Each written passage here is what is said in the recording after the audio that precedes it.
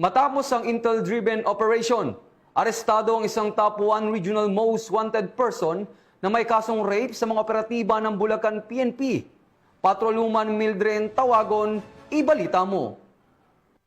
Na naaresto ng mga tauhan ng Provincial Intelligence Unit ng Bulacan Police Provincial Office ang isang top 10 regional most wanted at top 1 provincial most wanted person ng Bulacan sa ikinasang operasyon sa Barangay Canyogan, Kalumpit, Bulacan.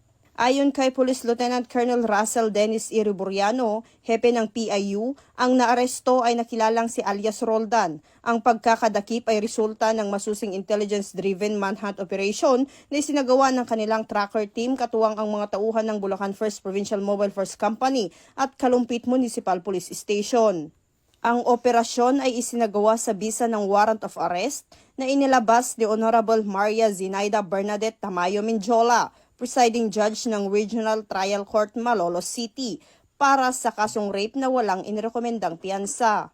Ang sospek ay dinala sa tanggapan ng PIU Bulacan PPO para sa wastong dokumentasyon at pansamantalang ikinustudiya sa Kalumpit Custodial Facility habang hinihintay ang commitment order mula sa korte.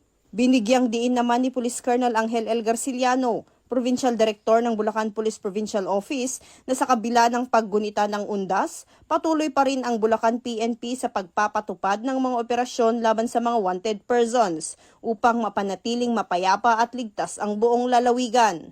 Mula dito sa Bulacan Police Provincial Office, ako ang inyong PNN correspondent, Patrolwoman Mildred A. Tawagon, alagad ng batas, tagataguyod ng Balitang Pulis.